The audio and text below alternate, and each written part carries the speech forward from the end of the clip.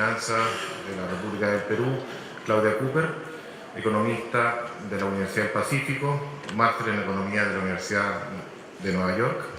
Trabajó como gerente de desarrollo en productos y clientes institucionales en Compass Group y tuvo un paso también por BCP. En el Ministerio de Economía y Finanzas ha sido miembro del Gabinete de Asesores, directora general de Asuntos Económicos y Sociales y viceministra de Economía. Claudia, muchas gracias.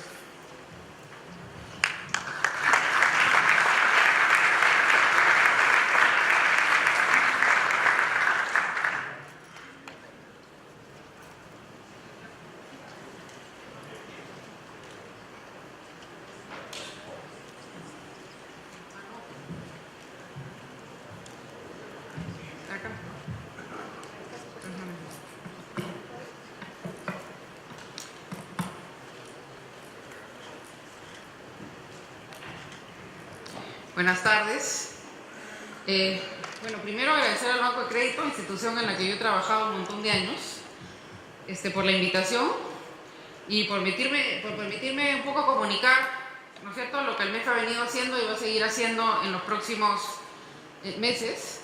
Y la idea es, estamos en una coyuntura bastante mejor que la que enfrentamos el año pasado, y la idea es un poco mostrarles qué estamos haciendo para básicamente acelerar, ¿no es cierto?, el mejor ciclo económico que estamos viviendo actualmente. La presentación va a tener dos partes. Uno es la situación actual, un poco contar cómo es que estamos viendo la economía, cómo es que empezamos a ver ya, ¿no es cierto?, que la peor parte ya pasó, y luego explicar un poco cuál es la agenda nuestra, ¿no es cierto?, para hacer que ese crecimiento sea sostenido y fuerte en los próximos meses. Esto es un poco lo que les decía. Si uno coge los indicadores económicos, este es un resumen de los indicadores que nosotros vemos. Lo que tenemos es que ya empezamos a ver en el entorno internacional, básicamente desde este año ya vemos que las cifras empiezan a ser cifras positivas, y eso obviamente también nos ha traído buenas noticias en el ámbito local. Lo que empezamos a ver es cómo claramente eso inmediatamente nos mejoró los indicadores de exportaciones, y también los indicadores de expectativas han empezado a mejorar claramente. A eso le han seguido ya indicadores de inversión, que es desde hace muchas décadas el principal motor de crecimiento de la economía peruana. En el tema del empleo falta entrar en el engranaje, pero ya empezamos a ver cifras en azul. Y también en los indicadores de consumo, donde también ya empezamos, ¿no es cierto?, a seguir y ver que empezamos a tener indicadores favorables. Junto a eso, claramente lo que yo creo que viene ocurriendo es que eso también es parte de unas expectativas que empiezan a recuperarse. Cuando el presidente Kuczynski entra al gobierno, lo que vemos es un optimismo enorme. Ese enorme optimismo empieza a caerse producto, en primer lugar, ¿no es cierto?, esas buenas expectativas, el optimismo que tenían los agentes empiezan a caer, primero porque gran parte del crecimiento que esperábamos tener rápidamente no se pudo dar por los problemas de corrupción que todos conocemos. Eso generó una sensación de parálisis en el Estado, de parálisis en la administración pública.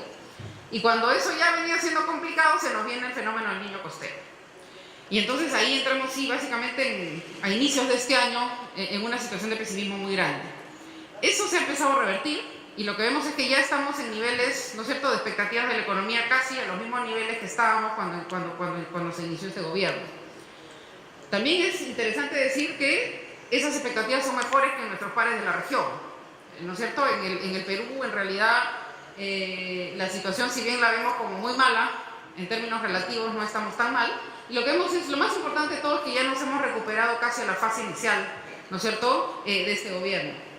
Y lo que queremos es sostenerla, y si se puede incrementarla, tratando de acomodarnos a los buenos vientos que vienen del exterior. Un poco lo mismo ya la inversión. La inversión fue lo que más nos preocupó durante el año pasado, producto, como dije, de que todo el tema de la corrupción generó muchas dudas y mucha incertidumbre, no solamente en el sector público, donde los funcionarios empezaron a sentirse temerosos sobre quién era la empresa que tenían al frente, sino también en el sector privado, ¿no es cierto?, porque de alguna manera muchos proyectos muy grandes estaban involucrados en esos procesos. Pero ya vemos que hemos pasado eso, y lo que vemos es que casi todos los indicadores de inversión privada ya vienen mostrando el cambio en el ciclo, están en el terreno positivo. ¿Qué hemos aprendido? Como ya lo mencioné anteriormente, pensamos nosotros que íbamos a poder sacar adelante proyectos mucho más rápido de lo que pudimos sacarlos. Fueron dos razones, básicamente. La primera fue que las empresas brasileñas estaban muy metidas en casi todos los proyectos público-privados y obviamente esas concesiones tuvieron que ser vistas. La principal que tuvimos que dejar de lado fue el gasoducto del sur, pero también tuvimos problemas con la herencia de contratos de otros proyectos de inversión que estaban de alguna manera muy complicados y que no se habían hecho de manera muy buena. Entonces, lo que tuvimos que dejar caer de los 14.000 millones más o menos que habíamos previsto destrabar en el 2017, casi la mitad. Luego, conforme fuimos aprendiendo el proceso y conforme empezamos a trabajar y se empezó a afianzar el equipo de gobierno, vemos cómo pudimos sacar importantes proyectos como el caso de Línea 2, como el caso de Majes-Siguas. Adicionalmente a eso, lo que se hizo fue esa cartera que se había priorizado, se amplió con otros proyectos a los cuales le pusimos un montón de interés y también los logramos viabilizar. Entonces, lo que tenemos es que en 2017 habríamos viabilizado básicamente casi 10.000 millones de dólares en grandes proyectos de inversión de asociaciones público-privadas.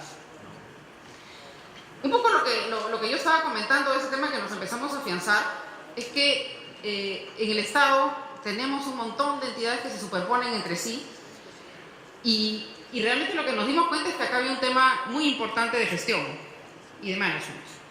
Lo que estamos haciendo nosotros es empezamos a desarrollar todas esas herramientas que nos permitían hacer el seguimiento muy minucioso de cada uno de los proyectos para tratar de articular a todo el Estado y empezar a trabajar, a que el Estado trabaje como un equipo integrado y que básicamente la comunicación interinstitucional o los permisos interinstitucionales salieron mucho más rápido y de alguna manera salgamos de esta tremenda situación de tramitología hacia una focalización de los objetivos.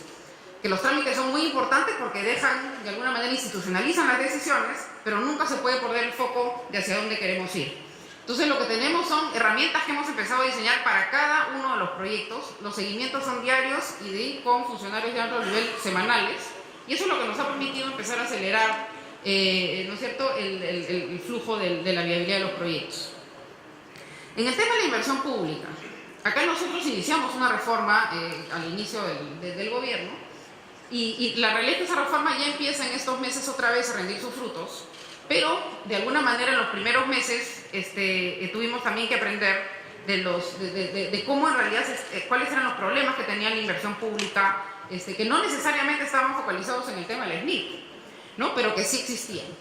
Lo que uno ve es que lo que principalmente ocurría en el sistema de inversión pública que había hasta antes de la reforma que hemos implementado, que la voy a explicar ahorita, teníamos un problema en la programación. Cuando uno entraba al presupuesto cada año, todas las entidades, los sectores y los gobiernos nacionales llegaban al área presupuestal del MEF y le decían: yo quiero presupuestar X monto, y lo quiero presupuestar que es un poco en base a lo que me diste el año anterior más un poco más. Y en eso se metían todos los proyectos que a uno se le ocurrían, cualquier idea de proyecto que tenía cualquiera de las autoridades en ese momento. Entonces lo que uno ve es que cuando recién hicimos el primer presupuesto, casi el 15% de la inversión pública estuvo programada en proyectos que no pudieron salir. Caso Línea 2, que no pudieron salir en el tiempo que se preveía. ¿No es cierto? La carretera Puerto Bermúdez San Alejandro, Chavimochi, Vía Expresa Cusco, que es otro proyecto que está muy complicado. Y lo que ocurre es que los presupuestos públicos no son flexibles. Uno no puede fácilmente retirar plata del presupuesto para ponerlo en lo que quiera. Es un proceso complicado donde uno tiene que básicamente pasar un proyecto de ley para poder hacerlo. Esa mala programación es la que nos ha generado los problemas en el primer año. Y entonces, eso es algo que sí la reforma de alguna manera ha tratado de arreglar. Si uno ve cuál era el proceso del SNIP, empezaba con una programación presupuestal, que es lo que yo les decía: simplemente yo presupuesto un monto, le meto todos los proyectos que a mí se me ocurren, ¿no es cierto?, y me voy para adelante. Lo que ocurría es que como esos proyectos seguramente no eran proyectos que eran viables o que no se podían ejecutar rápidamente, lo que se hacía era dar más plata para que se empiece a ejecutar en esos proyectos que sí tenían de alguna manera más posibilidad de salir más rápido. Pero ya no estamos en esa situación de dinero rápido o de precio, como dicen, altos, que nos permitían simplemente ir dando más y más dinero. Entonces, de la programación presupuestal, que como digo era solamente el presupuesto, lo que teníamos era un tortuosísimo proceso de formulación y evaluación de proyectos. Ese tortuosísimo proceso es lo que básicamente llevó al presidente a exigir la anulación del SNIC, porque cada entidad que quería pasar un proceso tenía primero que hacer un perfil. Ese perfil de ahí era evaluado por el sector, que decía que en realidad estaba mal hecho, entonces lo volvía a hacer. y de ahí el mismo proyecto llegaba al MEF a que se verifique antes de que se le dé la plata. Y entonces todo ese engorrosísimo proceso de proyectos no llegó absolutamente a nada porque la corrupción igual llegó y los proyectos terminaron estando mal hechos igual. Y básicamente al final lo que había era una ejecución y un mantenimiento, pero la ejecución, la única ejecución que existía era una ejecución financiera, es decir, lo único que se evaluaba es si la plata se había gastado o no. Eso obviamente había que cambiarlo y lo primero que tuvimos es fortalecer los dos ejes. Primero la programación, y decimos la programación no puede ser una programación presupuestal, tiene que ser una programación que esté orientada al cierre de una brecha. Es decir, tenemos que evaluar al inicio del proceso presupuestal si básicamente se está haciendo una piscina donde no hay agua o si se está haciendo una sede municipal muy grande para las necesidades del municipio. Entonces, hemos basado un presupuesto basado en cierre de brechas y no básicamente en montos. Hemos reducido ese proceso de formulación y evaluación y lo que hemos dicho es, ok, el dueño del proyecto es responsable del proyecto y es el único que viabiliza, formula y evalúa. Una vez pasado eso, hemos tratado de mejorar el proceso de ejecución con una mejora clara en la ley de compras. Obviamente ahí vamos a tener más cosas que hacer porque falta mucho para hacer una ejecución de obra pública mucho más eficiente y hemos introducido una ejecución y funcionamiento ex post. Lo que vamos a tener ahora es un banco de proyectos que los vamos a seguir una vez que la ejecución ya empezó. Se tiene que saber si el colegio estuvo bien hecho, si el colegio se hizo en tiempo y forma y si está funcionando como debe funcionar y si ese proyecto se mantiene. Es decir, cualquier empresa que mete dinero en un proyecto, obviamente después se evalúa si el proyecto se hizo bien o no se hizo bien, no solamente se evalúa si la plata se gastó o no. Esta es básicamente la reforma y cuando ya estamos ahora en el proceso presupuestal, estamos viendo que estamos asignando, ¿no es cierto?, aquellos proyectos, no solamente que cierran brechas, sino estamos viendo el portafolio del sector para ver si hace sentido no tener 2 hospitales en un pueblo muy chico o si no hace sentido tener un proyecto de irrigación donde no hay la suficiente agua. Entonces, con esta reforma, lo que estamos buscando claramente es mejorar, evitar el proceso de programación que tuvimos la vez pasada, que tuvo la plata atracada muchos años, y además lo que tenemos que asegurarnos es que esos proyectos estén bien hechos. Para eso, como obviamente el presupuesto del año pasado ya estaba hecho, lo que hemos tenido que hacer es reasignar esa plata que teníamos estancada. Y hemos mandado varios proyectos de ley, primero fue en marzo de este año, donde reasignamos plata de proyectos que todavía no se iban a ejecutar porque estaban trabados, ¿no es cierto? Caso de la vía expresa de Cusco, del Hospital Lorena del Cusco o el caso de Chinchero. Y lo que decidimos es, ese dinero lo tenemos que pasar a proyectos que sí se pueden ejecutar más rápido. Ese primer proyecto lo hemos mandado en marzo. En julio volvimos a mandar otro proyecto de ley al Congreso, donde hicimos básicamente lo mismo y estamos por mandar un tercero en los próximos días una vez que acabe la semana de representación. Al igual que en el caso de inversión privada, el seguimiento es diario y es semanal, lo estamos viendo ayudando a todas las entidades a que coordinen entre sí. Hay muchos proyectos de carretera que tienen que pasar por las autoridades ambientales y entonces nos juntamos todos para tratar de que las cosas salgan muy rápidamente. Este es un sistema de gestión que es muy intenso y cuyo ritmo no vamos a perder hasta que el sistema esté operando muy bien. Y por eso es que digo que ya empezamos a ver en algo los resultados, por fin la inversión pública tiene unas tasas de crecimiento importantes y como digo, una vez, el próximo año va a ser aún mejor porque nuestro proceso de programación es un proceso de programación muy distinto. La plata se va a asignar a aquellos proyectos que ya están listos para salir y que cumplen el cierre de brechas adecuado. Las entidades, además, dueñas del proyecto, lo van a ejecutar, son responsables y no van a haber 3 entidades que empiezan a verificar si el proyecto está bien o mal formulado. La proyección que tenemos, obviamente, en la ejecución con respecto al año pasado no fue la misma, o sea, estuvo ligeramente por debajo de la que tuvimos el año pasado, porque claramente tuvimos el tema del niño costero. Y entonces era muy difícil hacer inversión pública en todo el norte del Perú, donde toda la infraestructura estaba dañada. Lo que sí vemos, además, es que hay una estacionalidad, casi toda la ejecución siempre es al final del año. Y lo que estamos esperando es conseguir una ejecución de casi, esperemos llegar al 80% este año, que es digamos, significativamente mayor de la que hemos tenido años anteriores. Dicho esto, este gráfico nos lo hemos copiado del Banco Central. Lo que vemos es que ya después de una buena cantidad de meses, la demanda interna empieza a dar signos, ¿no es cierto?, de estar en el terreno positivo. ¿Qué esperamos para el próximo año? Nosotros esperamos para el próximo año subir el crecimiento de 2,8 que creo vamos a tener en el 2017 a 4% de crecimiento. ¿Cuál es la principal razón de ese mayor crecimiento? Es la inversión pública. Esa inversión pública basada en esta mejor ejecución de la obra pública tradicional a través de Invierte-P, como el gran dinero que le hemos dado a la reconstrucción y también a los Juegos Panamericanos. Los Juegos Panamericanos, además de sedes de deportes, tienen un componente muy importante en infraestructura para Lima.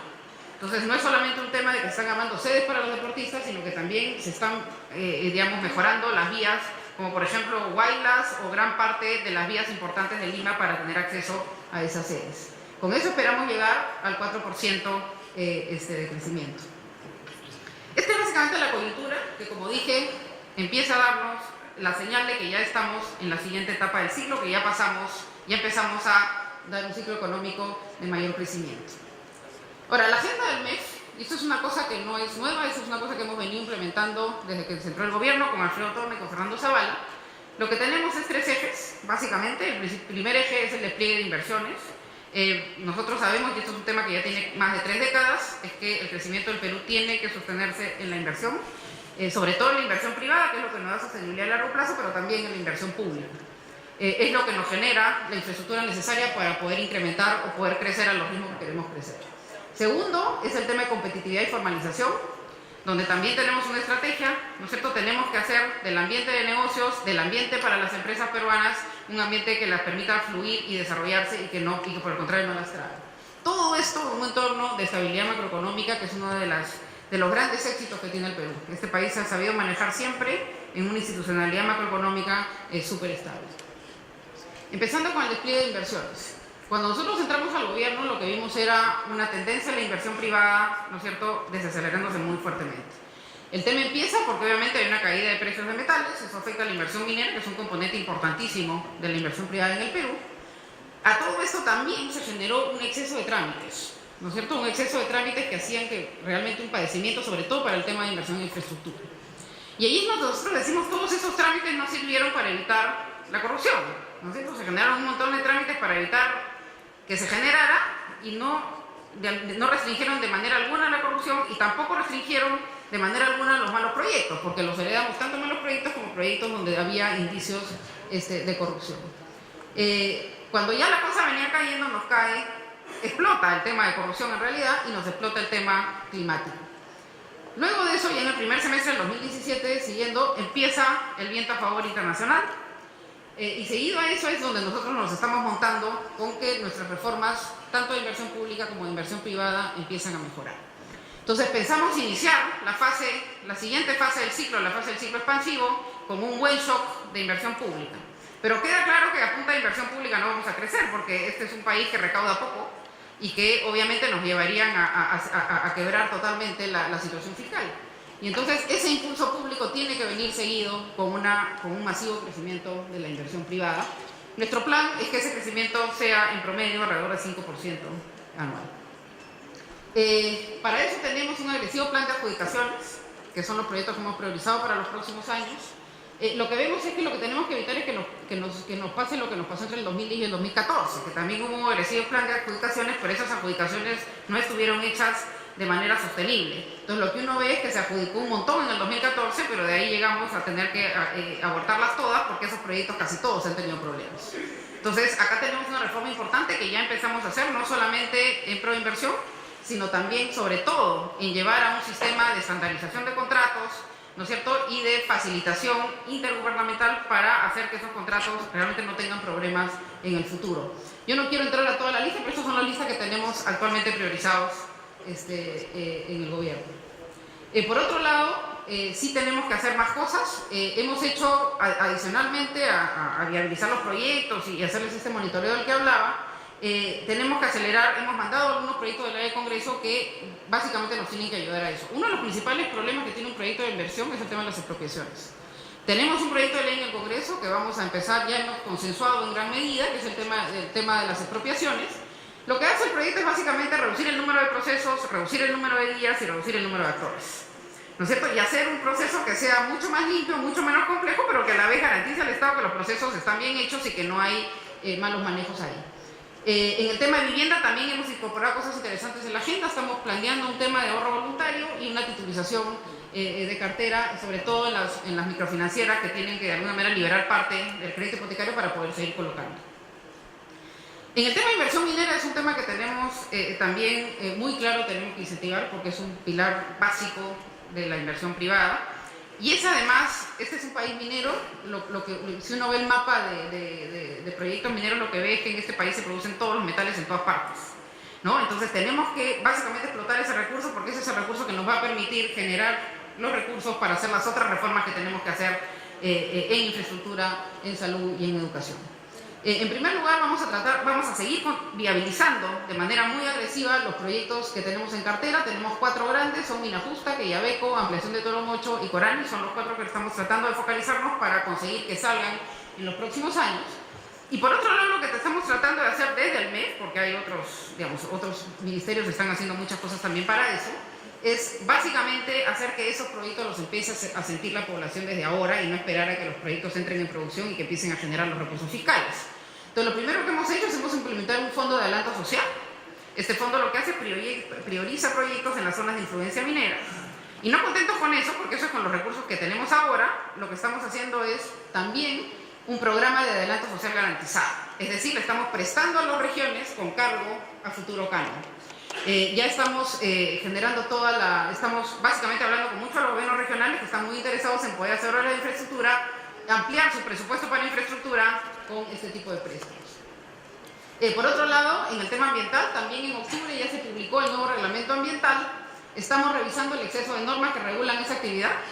En el 2006 eran 27 las normas vigentes y subieron a 265. Claramente hay que racionalizar, porque aparentemente eso lo que ha hecho es pararnos la inversión minera y generar una nueva estrategia de formalización minera que ya está básicamente en marcha. Eso es en cuanto al despliegue de inversiones. En lo que es competitividad y formalización, tenemos ahí un montón de espacio para hacer. Cuando uno ve los indicadores de informalidad, todo el mundo se focaliza en la informalidad laboral. Dicen que la informalidad laboral es producto de la rigidez laboral y eso es lo que nos tiene básicamente complicados en el tema de desarrollo empresarial y formalización. Pero hay un concepto de informalidad productiva que es muy interesante. Si bien es menor que el laboral, es un indicador en el que estamos mucho más rezagados que el resto de países emergentes y sobre todo en América Latina. Es decir, la rigidez laboral es un problema que tenemos mucho en los países de América Latina. En el tema de productividad empresarial, en cambio, estamos mucho más rezagados que esos países. ¿A qué se debe eso? A una mala gobernanza. Si uno explica la diferencia en la informalidad entre Perú y Chile, este es un estudio que hizo el Banco Mundial, se ve que casi 3/4 del problema se genera por una mala gobernanza y no tanto por la diferencia en el grado de desarrollo del país. Lo contrario ocurre en Asia, donde la informalidad sí se explica fundamentalmente por diferencias en el desarrollo de los países. Pero en el caso nuestro es un problema de gobernanza y eso es lo que sí podemos atacar y que es políticamente viable hacerlo. Para eso hemos desarrollado una estrategia de competitividad que tiene varios ejes transversales y algunos ejes sectoriales. Los ejes sectoriales los vamos a manejar con el concepto de mesas ejecutivas, que es una manera de institucionalizar la relación pública-privada. ¿No es cierto? Es acercar el sector privado al público y que el sector público se entere de cuáles son los problemas que tiene el sector privado en la cancha y tener esos insumos para hacer las regulaciones adecuadas. Este es un procedimiento que se inició en el gobierno anterior y que sí queremos recoger. En la estrategia transversal, lo primero es el despliegue de infraestructura, al que ya hablé. En segundo lugar, es aumentar la productividad empresarial. Esto básicamente es simplificar el sistema tributario, que es algo que voy a explicar ahora, y básicamente dar mayor acceso al financiamiento, sobre todo a las pymes. No solamente mayor acceso, sino acceso a un financiamiento un financiamiento menos caro. Y finalmente, el tema de la simplificación administrativa y mejorar la calidad regulatoria.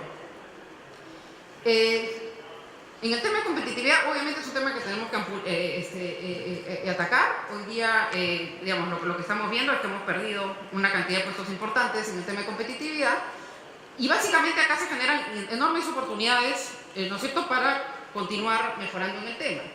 Si bien el indicador no se ve bien, lo que tenemos es que hay algunas cosas en las que sí hemos mejorado y hay otras en las que hemos empeorado, pero que básicamente estamos atacando y vamos a empezar a atacar inmediatamente.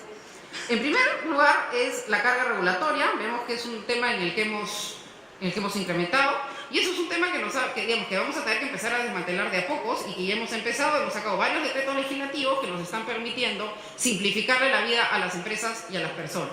Hay que hacerle un seguimiento muy fino a eso para que realmente las empresas empiecen a ver que pueden empezar a desarrollarse y no tienen que pasar la penuria que tienen que pasar cada vez que tienen que lidiar con el Estado.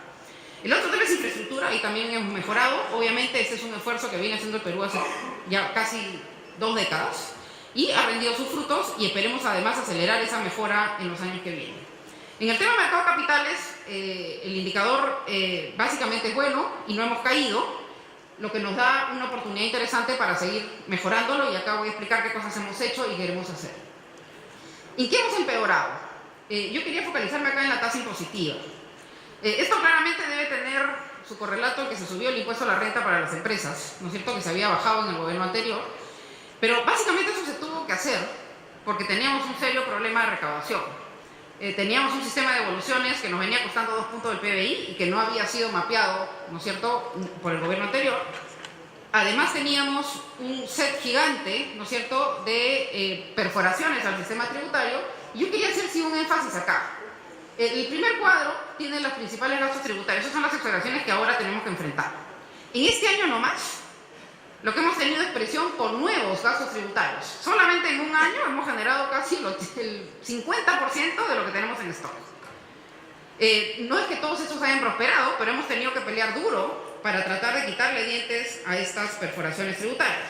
Obviamente este sistema no puede ser simple para nadie, ¿no es cierto? Cada uno que enfrenta el tema, sobre todo el tema más grave es el impuesto a la renta o en el mismo IGB, es analizar a qué cosa tiene uno de ventaja y qué no. Tiene que contratar a un tributarista para que le pueda explicar qué impuesto tiene que pagar y no tiene que pagar. Esto es algo que de alguna manera tenemos que empezar a racionalizar y ver. Tenemos que decirle a las personas, mientras más exoneraciones pongamos, más tasa de interés vamos a tener que poner, porque de alguna manera estamos haciendo el sistema mucho más complejo y mucho más erosionado. El otro problema que tenemos es el tema de las microempresas. Las microempresas tienen, obviamente, son más de la mitad de las empresas en el Perú, las micro y las pequeñas. Pero a eso le hemos dedicado 4 regímenes. Entonces, una microempresa tiene que pensar a qué régimen se acoge. Esto incluye además la persona natural con negocio, que tiene, ¿no?, o la persona natural de 4ª categoría. Tiene además el RUS, tiene el RER, etcétera, etcétera. Entonces, esta complejidad la tenemos que eliminar, porque claramente nos está generando serios problemas dentro del segmento de micro y pequeñas empresas. El RUS, como voy a explicar más adelante, es una tasa que uno tiene que pagar y que no genera ningún tipo de formalización y que además nos está erosionando el régimen general, como vamos a ver más adelante. El caso del régimen especial del impuesto a la renta, o sea el RER, ha generado que el 95% de las empresas estén ubicadas junto antes de ese impuesto. El RER además nos genera serias complicaciones en IGB, porque como graban las ventas, no le estoy dando un uso significativo a la factura de compra, y con lo cual nos genera también una erosión en el tema del impuesto general a las ventas. Eso es lo que pasa con los. Nosotros, cuando mandamos los decretos legislativos, lo que quisimos crear era un único régimen con 2 tasas diferenciadas. Una de 10 para las empresas que vendían hasta 1.700 UITs por las primeras 10 UITs de utilidad. Por la siguiente es una tasa progresiva, o sea, si uno tenía 10 de utilidad, pagaba 10. Por la 11ª, pagaba solamente por 1 la tasa de 30. Es una tasa progresiva que no generaba ningún incentivo a partirse en 2. Esa propuesta vino con eliminar todos los regímenes especiales, pero ahí es donde el Congreso no nos dejó. Vamos a insistir. En el RUS lo que está pasando es lo siguiente. Este es un caso real, que no podemos decir el nombre, pero lo que tenemos es una clínica, ¿no es cierto?, donde la clínica es 3ª categoría, pero sus trabajadores son todos RUS. Entonces uno declara que vende lo que vende un RUS, pero paga 20 soles. Con lo cual erosiona la real utilidad de la empresa. Entonces la empresa casi no paga impuestos, que es 3ª categoría, y todo el resto de los trabajadores paga RUS. Estos casos también son muy frecuentes en las peluquerías. Yo creo que a cada uno de ustedes, cuando vaya, y también ocurre en los hoteles medianos, pregunte qué sistema tributario tiene y muy probablemente le van a decir que tiene RUS. Claramente eso nos está generando una fuerte erosión en el régimen general, y tenemos que tratar de generar un solo régimen simple con la misma regla para todo el mundo. A eso estamos abocados, y la SUNAT está tratando de hacer esfuerzos de nuevo, sobre todo por digitalizar el sistema para que sea cada vez más fácil identificar, ¿no es cierto?, la cadena de pagos. Un RUS y un RER además quiebran la cadena de pagos, porque el ideal es que una persona venda con IGB y compre con IGB. No solamente o venda con IGB o compre con IGB. Tenemos que darle a ese que emite una factura, valora esa factura para que pueda deducir el IGB que paga a la hora de emitirla con el IGB que usa para sus gastos. Finalmente tenemos el tema de implementar la simplificación administrativa, que es donde también estamos muy complicados y estamos abocados, ¿no es cierto?, a mejorar el tema hacia el futuro. ¿Qué hemos hecho? Hemos sacado 2 decretos legislativos, uno que simplemente reduce trámites y el otro que lo que nos está haciendo es crear una comisión para evaluar en cada una de las entidades públicas qué regulaciones sobran, cuáles se contradicen unas a otras. Hay un cronograma muy claro de cuáles son los sectores que van a ir entrando y en qué fechas se van a hacer esos análisis. Por otro lado, lo que está pendiente, que es muy importante, es crear un tupa estándar para gobiernos locales. Para eso vamos a crear una mesa ejecutiva. Necesitamos una mesa ejecutiva que nos ayude con la legislación digamos, de municipalidades, y esa mesa nos va a ayudar a decir dónde están los problemas para tratar de buscar resolver las regulaciones. Y básicamente el otro es tratar de generar licencias automáticas, tanto de defensa civil y funcionamiento para establecimientos de riesgo bajo medio. O sea, se va a hacer un análisis de riesgo a quién se les dan o no las licencias. Finalmente, el otro tema es que en el mercado de capitales, si bien hemos logrado no bajar, producto de que acá hay una reforma que viene andando hace ya bastantes gobiernos, sí es claro que todavía nos falta mucho que hacer. Porque lo que sí vemos es que el costo de financiamiento de las empresas es todavía muy caro. Primero, estamos en una buena situación. Aparentemente la situación internacional está generando ambiente muy positivo, tanto en el mercado de acciones, ¿no es cierto?, como en el mercado de bonos. Lo que tenemos en el mercado de acciones, y es algo que sí tenemos que atacar, es que cuando uno ve la correlación entre la bolsa y el cobre es casi 1. Esto quiere decir que en realidad en la bolsa de Lima lo único que importa son los metales. Hay bastante más que podríamos meter ahí, ¿no es cierto?, para permitir una bolsa muchísimo menos dependiente de los ciclos internacionales. El otro tema que vemos es claramente cuando uno ve las alternativas de ahorro para cualquiera de nosotros. Estas son básicamente, hemos hecho un ejercicio simple, no está tan sofisticado, de cuáles son las alternativas que tendríamos. Lo que uno ve es que básicamente todas esas alternativas están focalizadas en las grandes empresas. Pero sin embargo, hay un enorme potencial de rendimiento cuando uno empieza a bajar a la mediana, a la pequeña, o al hipotecario o al consumo. Acá hay instrumentos en el mercado de capitales que tenemos que conseguir para darle a ese ahorro una mucho mejor alternativa. Yo lo que quería enfatizar además es que el ahorro ahora ha sufrido un importante cambio, porque básicamente este país basó el desarrollo de su ahorro en un ahorro obligatorio, ¿no es cierto?, basado en fondos de pensiones, en renta vitalicia. Producto después de la crisis que nos dio el Congreso con el 95.5, ese ahorro ya no va a ser preponderantemente obligatorio, va a ser voluntario. Yo tenía un gráfico acá que me he olvidado de poner, pero uno ve como el ahorro que realmente está creciendo es ese ahorro voluntario, que es mucho más complicado atraer y que es mucho más complicado retener. Para eso tenemos que brindarle los productos adecuados, y este país tiene que poder financiar a través del mercado de capitales, a través de los productos adecuados, el sector inmobiliario, las medianas empresas y el consumo. Para eso lo que hemos venido haciendo es, hemos hecho ya algunas cosas. Digamos, en el año que tenemos, lo primero que hemos hecho es, hemos avanzado en la convergencia del marco tributario impuesto a la renta para el mercado de capitales. A lo que aspira el gobierno, ya no desde ese gobierno, sino antes, es buscar llegar a una convergencia de una tasa de 5% para la ganancia de capital, o para la ganancia de intereses, o para cualquier alternativa, ¿no es cierto?, de inversión. Lo primero que hemos hecho es la ganancia de capital para instrumentos en bolsa, le hemos exonerado si el instrumento es líquido, y cualquier instrumento que transe en bolsa va a tener una tasa de 5%. Yo que quiero agradecer un montón a la Bolsa de Valores, que nos ha ayudado tremendamente en esto. Hemos básicamente trabajado juntos para hacer toda la reforma que estamos viendo acá. Luego, en el caso de las fibras y las FIRBIS y el factoring, básicamente le hemos puesto una tasa de 5% del impuesto a la renta, ¿no es cierto?, en el caso de que esos instrumentos de que esta rentabilidad sea ganada por una persona natural. Por otro lado, hemos diferido el impuesto a la renta para la transferencia de inmuebles, y finalmente en el factoring hemos puesto un impuesto a la renta de 5% para las facturas, inclusive si están fuera de bolsa, y básicamente se les ha quitado el IGB. Acá hay un typo porque dice 5%, eso no es. Lo que hemos hecho es también, no están grabadas con IGB. Por otro lado, hemos perfeccionado la normativa de factoring y de fondos inmobiliarios.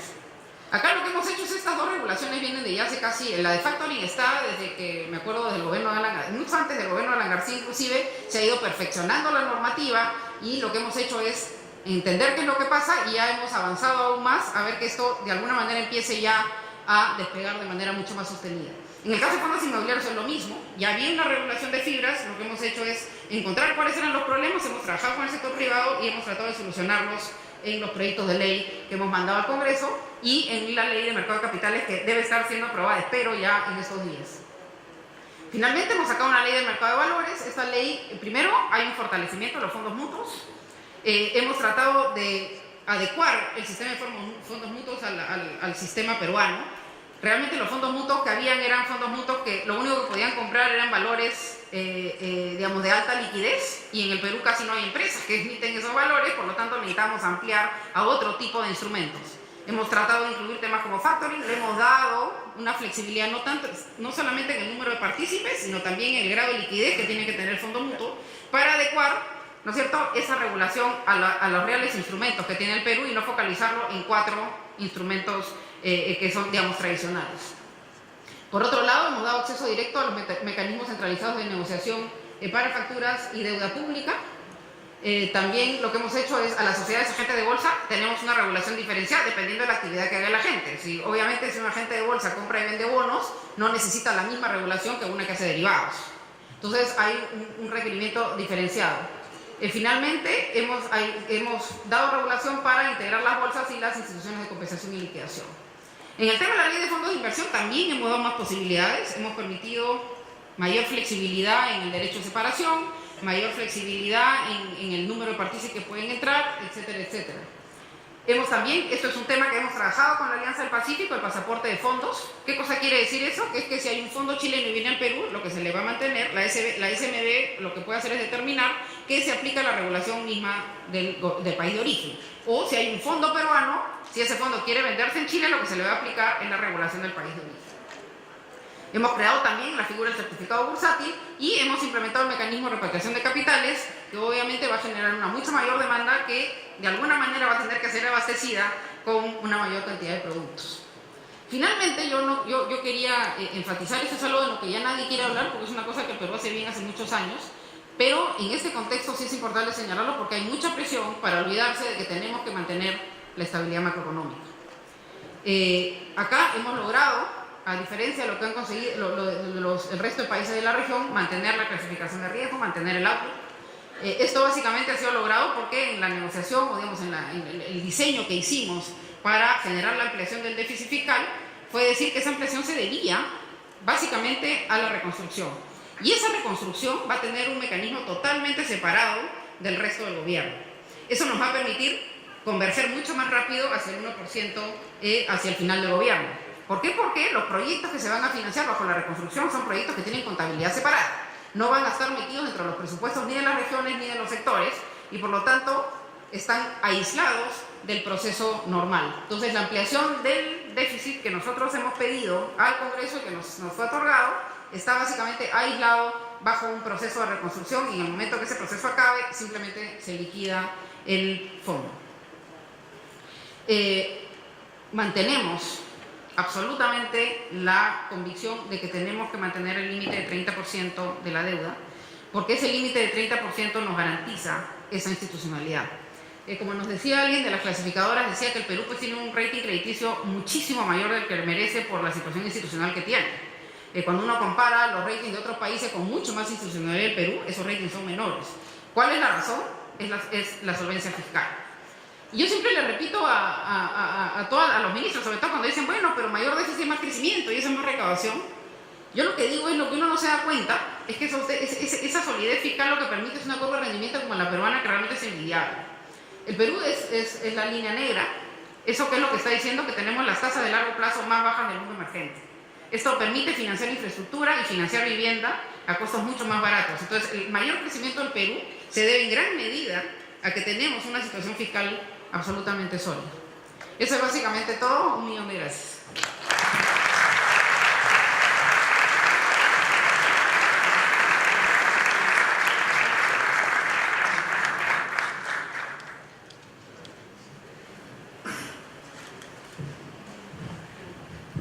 Bueno, quería agradecer a Claudia la presencia acá y la exposición. Creo que es un buen momento, dada su inauguración como ministra, para mostrar en este auditorio lo que está trabajando, que creo que es una agenda muy importante. Y con esto quería primero agradecerles a todos ustedes por la presencia. Creo que ha sido un día bastante interesante, con paneles, con presentaciones muy variadas de distintos sectores y que creo y esperamos que hayan sido de su agrado. Cada año buscamos que este evento sea mejor. Este es el año 15. El próximo año tendremos un evento que que también esperamos que sea mejor y que esté a la altura de sus expectativas. Sí les pido por favor que nos den su feedback, que es muy valioso para nosotros, nos permite seguir mejorando, pero nuevamente gracias por estar con nosotros, gracias por los negocios que nos dan y nos vemos el próximo año. Gracias.